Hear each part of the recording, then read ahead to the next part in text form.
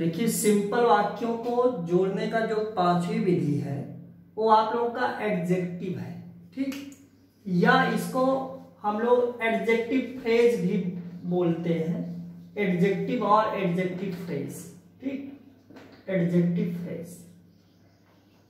इस विधि के द्वारा भी सिंपल वाक्यों को जोड़कर सिंपल बनाया जाता है, ठीक। तो एडजेक्टिव के बारे में तो आप लोगों को पता है, ठीक, a word which modifies noun और प्रोनाउन इज कॉल्ड एडजेक्टिव। संज्ञा या सर्वनाम की विशेषता बतलाने वाला हर शब्द कहलाता है विशेषण। इसके बाद कुछ लोगों के दिमाग में आ रहा होगा एडजेक्टिव फ्रेज क्या है, ठीक। तो फ्रेज शब्दों का समूह होता है, ठीक। अगर एडजेक्टिव कई शब्दों वाला है, ठीक, तो उसे हम एडजेक्टिव फ्रेज कह सकते हैं। जैसे a great poet, a great poet किसी पोएट का एडजेक्टिव है। और इसमें देखो कितने शब्द बोल रहा हूं, मुंह से कितने शब्द आ रहे हैं, अ ग्रेट पोएट 3, ठीक। तो शब्दों का समूह हुआ कि नहीं हुआ, और कार्य एडजेक्टिव का कर रहा है। तो वह फ्रेज जो एडजेक्टिव का कार्य करता है एडजेक्टिव फ्रेज कहलाता है, ठीक ना। और एडजेक्टिव या एडजेक्टिव के फ्रेज के द्वारा हम लोग सिंपल वाक्यों को जोड़कर सिंपल कैसे बनाते हैं या कैसे सेंटेंस रहेगा, तो इस विधि का यूज होगा, इसी चीज को देखा जाता है। तो देखिए इसका सरल सा जैसे कहा जाए कि मोहन वाज, या ऐसे बोल लो I met a boy full stop he was intelligent, intelligent.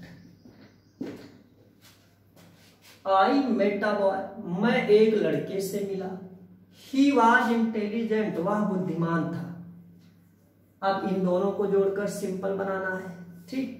तो सिंपल बनाने की कुल 8 विधियां हैं। 8 में से कौन सी विधि का यूज यहां पर होगा, ठीक।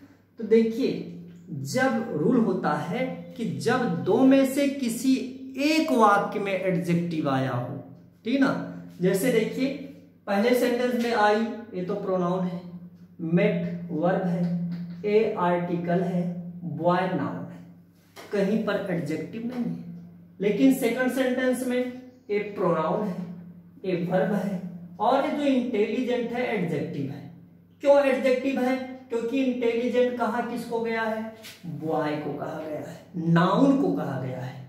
और अगर इसी सेंटेंस में देखते हैं तो इंटेलिजेंट कहा किसको गया है, ही को कहा गया, प्रोनाउन को कहा गया है। तो आप लोगों को बताया हूं कि वह शब्द जो संज्ञा या नाउन तथा प्रोनाउन की विशेषता बतलाता है एडजेक्टिव कहलाता है। तो इन दोनों वाक्यों को ध्यान पूर्वक पढ़ने से यह पता लग रहा है कि इंटेलिजेंट एक ऐसा वर्ड है जो अगले सेंटेंस के बॉय की विशेषता बतला रहा है और अपने सेंटेंस में ही की विशेषता बतला रहा है। अर्थात यह इंटेलिजेंट नाउन तथा प्रोनाउन की विशेषता बतला रहा है। भाई इंटेलिजेंट कौन था, ठीक, मैं एक लड़के से मिला और लड़का था इंटेलिजेंट, ठीक, वह था इंटेलिजेंट। तो देख रहे हैं कि 2 में से एक वाक्य में एडजेक्टिव आया है, ठीक। तो जब किसी एक वाक्य में एडजेक्टिव हो, अगले वाक्य में किसी नाउन की विशेषता बतला रहा हो, तुरंत समझ जाना कि इन सेंटेंसेस को एडजेक्टिव के यूज द्वारा सिंपल बनाएंगे।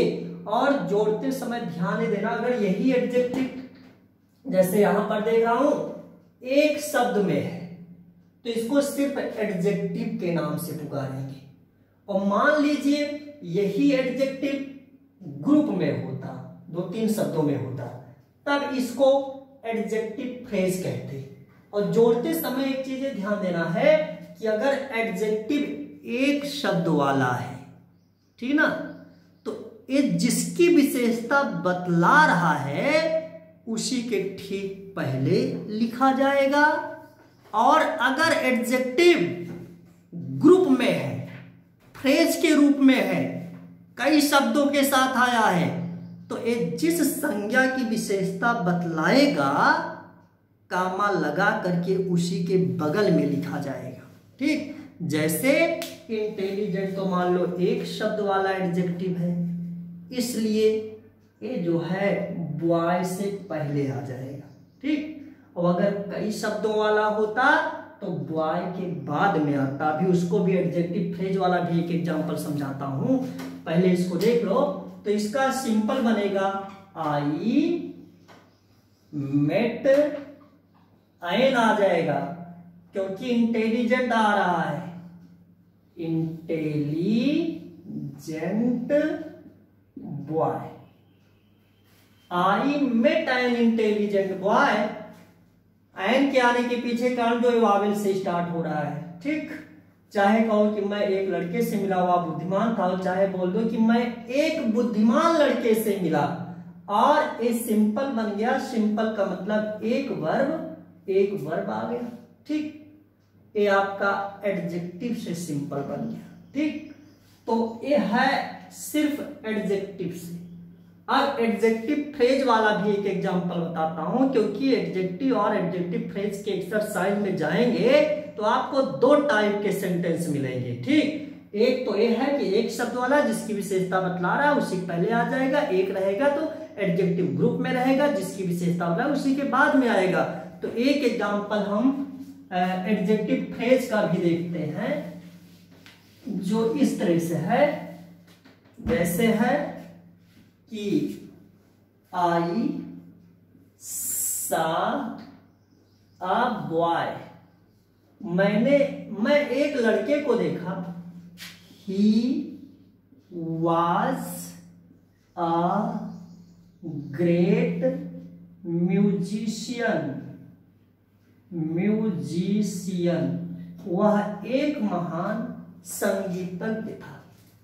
मैं एक लड़के को देखा, वह एक महान संगीतज्ञ था। तो लड़के की विशेषता क्या थी? महान संगीतज्ञ था। एक ही सेंटेंस में एडजेक्टिव आ रहा है। अगर हर सेंटेंस में एडजेक्टिव आता तो noun or phrase in apposition एक विधि होती, उससे जोड़ा जाता।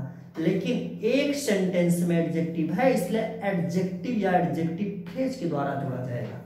वो भी देख रहा हूं कि जो एडजेक्टिव है वह कहीं एडजेक्टिव फ्रेज तो नहीं है। हम देख रहे हैं कि एक शब्द, दो शब्द, तीन शब्द समूह है। समूह का मतलब समझ जाना, फ्रेज। ठीक, एडजेक्टिव फ्रेज है। किसको कहा गया एक महान संगीतज्ञ? बॉय को कहा गया। ठीक, तो एडजेक्टिव फ्रेज के रूप में है, अर्थात एडजेक्टिव फ्रेज है, तो इसलिए इसको लाएंगे, लेकिन संज्ञा से पहले नहीं लिखेंगे। नहीं सोचो कि बॉय की विशेषता बतला रहा है, लाओ बॉय के पहले लिख दे। बॉय की विशेषता बतला रहा है लेकिन बॉय के पहले नहीं आएगा, क्योंकि एक फ्रेज एडजेक्टिव फ्रेज है। एडजेक्टिव फ्रेज हमेशा जिस संज्ञा की विशेषता बतलाता है उसी के बाद में आता है।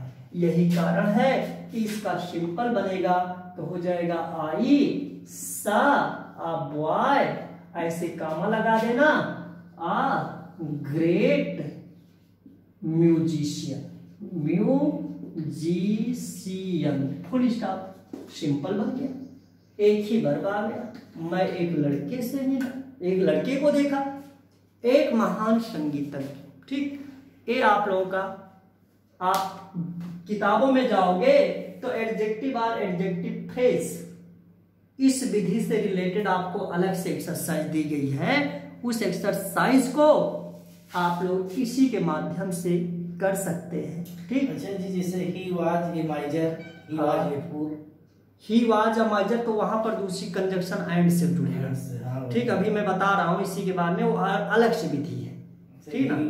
हाँ, कुछ जो है बुक्स में कंजक्शन एंड और एडजेक्टिव और एडजेक्टिव फ्रेज दोनों एक साथ दे दिए हैं, और कुछ बुक्स में अलग अलग दिए गए हैं। ठीक, तो अलग अलग समझ लीजिए, तो दोनों बुकों में प्रॉब्लम नहीं होगी। ठीक, तो इसके बाद आप लोगों का जो नेक्स्ट मेथड है वाला बाय यूजिंग कंजक्शन एंड को जोड़ करके, कंजक्शन एंड से भी हम लोग सिंपल वाक्यों को जोड़कर सिंपल बनाते हैं। ठीक, वैसे तो आप लोगों ने हाई स्कूल में कंजक्शन का स्टडी किया है और वहां पर देखा है कि एंड कोऑर्डिनेटिंग कंजक्शन के अंतर्गत आता है, और जिस वाक्य में कोऑर्डिनेटिंग कंजक्शन आया होता है वह वाक्य कंपाउंड होता है।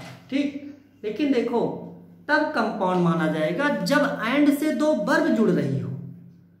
अगर दो वर्ब नहीं जुड़ रही है तब समझ जाना कि वो आपका अगर एक ही वर्ब है देखने में उस वाक्य में और एंड आया है, नाउन जुड़ा है, एडजेक्टिव जुड़ा है, तो समझ जाना कि वो क्या कहते हैं सिंपल ही है। ठीक, तो देखो कुछ वाक्य रहते हैं जिनको हम एंड से जोड़ करके सिंपल बनाते हैं।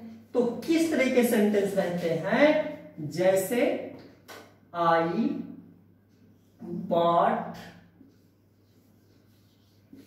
अ पेन, मैंने एक पेन खरीदा। आगे रहेगा आई बॉट अ बुक, मैंने एक बुक खरीदा। इन्हीं दोनों को कहा जाएगा जोड़ करके सिंपल बना दो। ठीक, I bought a pen, I bought a book, simple बनाने कहा जाएगा।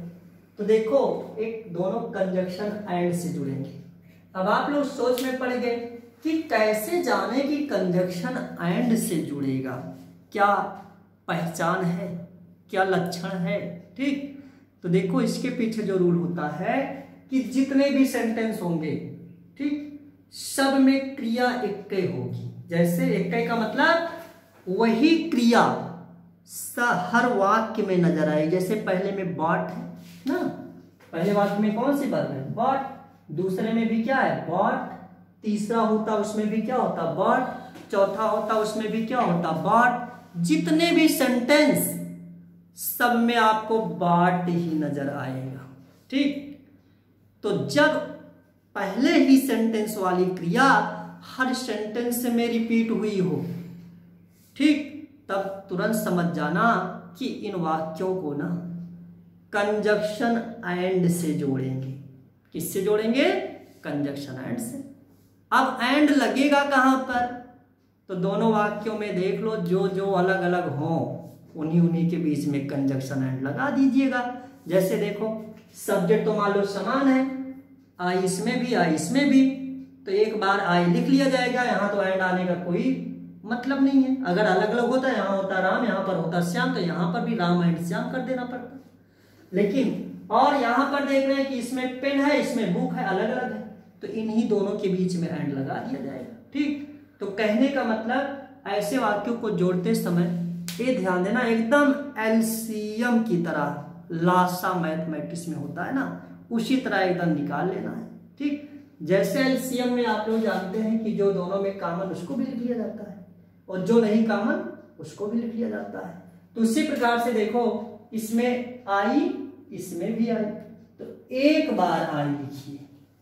ठीक, इसमें बॉट इसमें भी बॉट, एक बार बॉट लिखिए। और जो दोनों में अलग है, जैसे आप पेन इसमें है तो आप पेन आप नोट कीजिए, आप बुक नहीं है तो एंड लगा दीजिए, उसके बाद आप बुक भी उतार दीजिए। ठीक, तो इसका सिंपल बन गया I bought a pen and a book. ठीक, ये दोनों लिख दीजिए, ये ना लिखा जाए।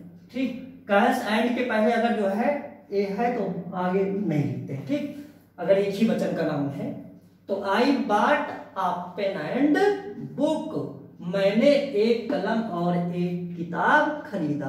ठीक, अब ये बन गया सिंपल। अब आप लोग सोच रहे हैं कैसे बना सिंपल, क्योंकि एक ही वर्ब आ रही है। ठीक, और एंड के आने से बहुत समस्या नहीं सोचो कि एंड आया तो कंपाउंड सेंटेंस होगा। एंड आया तो है लेकिन वर्ब को थोड़ा जोड़ा है, संज्ञा को जोड़ा है, तो संज्ञा को जोड़ सकता है, वर्ब ना जुड़ी रहे बस। नहीं तो अगर एंड कहीं दो वर्ब के बीच में है, जैसे I wrote a letter and Mohan posted it, तो दोनों में अलग अलग वर्ब है ना, तब वहां पर कंपाउंड होता है। और इस तरह से एक कंपाउंड नहीं है। ठीक, जैसे एक एग्जांपल और देख लीजिए इसी तरह से, स्कूल गए श्याम भी गए, श्याम भी गए मतलब वही स्कूल ही गए, या लिख लो वेंट टू स्कूल लिखा भी रहेगा। ठीक, अब देखो सिंपल बनाना है तो कौन सी विधि लगेगी, हम लोग देख रहे हैं कि दोनों वाक्य में वर्ब वही वर्ब आई है, जैसे पहले में वेंट है और दूसरे में भी वेंट है, एक ही वर्ब है, वही रिपीट हुई है, तो तुरंत समझ जाओ कंजक्शन एंड से जोड़ना है। ठीक, जोड़ते समय एलसीएम निकाल लो। ठीक, जैसे राम इसमें श्याम है, अलग अलग है, इन्हीं बीच में एंड लगेगा। जो अलग अलग है दोनों सेंटेंस में, एक दूसरे से नहीं भिड़ रहे हैं, उन्हीं के बीच में एंड लग जाएगा। तो राम एंड श्याम। आल्सो, तो आल्सो का यहाँ पर कोई मतलब है, आल्सो नहीं लिखे जोड़ते समय। ठीक, तो बेंट उसमें भी बेंट इसमें भी एक बार बेंट हो जाएगा, टू इसमें भी एक बार टू हो जाएगा, स्कूल उसमें भी और स्कूल इसमें भी एक बार स्कूल हो जाएगा। तो इसका सिंपल बनेगा Ram and Shyam went to school, एक ही वर्ब आ गई और सिंपल हो गया। ठीक, तो इस प्रकार से आप लोगों का कंजक्शन एंड भी कंप्लीट हो गया है। और कुछ बुकों में एडजेक्टिव और एडजेक्टिव फ्रेज और कंजक्शन दोनों एक साथ हैं, एक के साथ एक्सरसाइज में मिल जाएंगे। ठीक, और कुछ बुकों में अलग अलग हैं, तो अलग अलग होगा तब भी जो है आप लोग इसी तरह से जोड़िएगा, ऐड मतलब ज्वाइन कीजिएगा। वाक्यों को अलग अलग होगा तब भी इसी तरह से। ठीक, अब इसके बाद नेक्स्ट मेथड जो है सिंपल वाक्यों को जोड़कर सिंपल बनाने का, वो आप लोगों को इसके बाद वाले पार्ट में देखने को मिलेगा। ठीक, और इस वीडियो को आप लोग लाइक कीजिए, शेयर कीजिए और सब्सक्राइब कीजिए।